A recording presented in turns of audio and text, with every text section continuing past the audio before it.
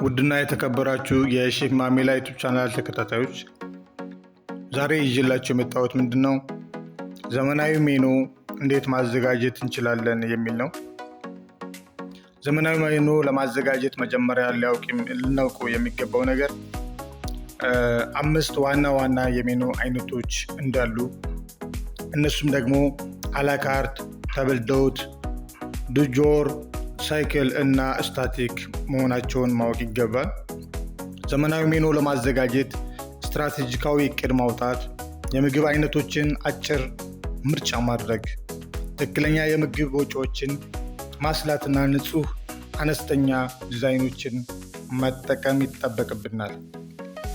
ዘመናዊ ሜኑ ለማዘጋጀት የምንጠቀማቸው መስፈርቶች በዋነኝነት 5 ህጎችን እነግራችኋል። እነሱም ደግሞ አንደኛ ሐሳብን ግልጽ ማድረግ፣ የምግብ አይነቶችን፣ የዋጋ ነጥቦችን እና አጠቃላይ የምግብ ቤትዎን ስሜት ወደ ለስላሳና ንጹህ አቀማመጥ መቀየር ያስፈልጋል። ሁለተኛ አጭር ማድረግ፣ ትኩስነትንና ፍጥነትን ለማረጋገጥ እያንዳንዱ ከ7 እስከ 10 ደቂቃ እንዲሆን መመደብ፣ ምግቦችን ትኩስና የተቀላጠፈ አሰራር እንዲሆን አድርጎ ሚዛን ፕላስ በጊዜው በጣም ብዙ ፕራክቲስ ሳይጨርስ በአጭር ሜተድ ለመስራት የሚያስችል ምግቦችን ማዘጋጀት ያስፈልጋል። ሶስተኛ በሎጂክ ማደራጀት። በሎጂክ ማደራጀት ሲባል እቃዎችን በኮርስ በልምድ አፒታይዘሮች፣ ዋና ምግቦች ወይም ዲዘርቶች፣ ሜን ኮርሶች እንዲሁም ዲዘርቶች፣ ጣፋጭ ምግቦችን ያካተተ ወይም የያዘ ሜኑ በሎጂክ አድርገን መስራት ወይም ደግሞ የሰሌዳ መጠኖች ትንሽ፣ መካከለኛና ትልቅ በማለት መመደብ። አራተኛ ስትራቴጂካዊ አቀማመጥን መጠቀም።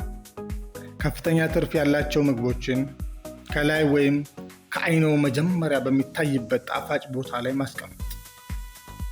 ምክንያቱም ፊት ለፊት ሲያዩት በአማረና በተስተካከለ መልኩ ላይ ከፍተኛ ትርፍ ሊያመጣና የቤቱ ስፔሻል የሆኑ ምግቦችን ከበድ ያለ ዋጋ ያላቸውን ፊት ለፊት ላይና በአማረ መልኩ ማስቀመጥ ያስፈልጋል። አምስተኛና የመጨረሻው ቅርጽን ማስተካከል። ቅርጽን ማስተካከል ሲባል ለገለጻዎች ቀላል ቅርጽ፣ የወጭ ጭንቀቶችን ለመቀነስ የገንዘብ ምልክቶችን ወይም የዶላር ምልክቶችን ማስወገድ። ምክንያቱም ከስተመሩ መጥቶ ፊት ለፊት ዋጋውን መብዛቱ ወይ የዋጋውን ከማየቱ በፊት ምግቡ፣ አቀማመጡ፣ አሰራሩ እንዲሁም ደግሞ ሜኑ ላይ ያለው ምግብ ዳይሬክትሊ እንደሚሰራ ማመን ያስፈልጋል ማለት ነው፣ ወይም እንዳሳምን ማድረግ አለበት እና ተገቢ ከሆነ ንጹህ ዲጂታል ወይም የኪውአር ቅርጾችን መጠቀም ያስፈልጋል። ውድና የተከበራችሁ የቻናሌ ቤተሰቦች ቪዲዮን ከወደዳችሁት ወይም ደግሞ የምለቃችሁ ቪዲዮዎች ቶሎ እንዲደርሳችሁ ላይክ፣ ሼር፣ ሰብስክራይብ ማድረጋችሁን እንዳዘነጉ። እንዲሁም ደግሞ በቀጣይ ቪዲዮ ስንት አይነት ሜኑ እንዳለ ገልጸናል። ዝርዝራቸውስ ምንድነው የሚለውን ይዤላችሁ መጣ ይሆናል። እወዳችኋለሁ። ዋላ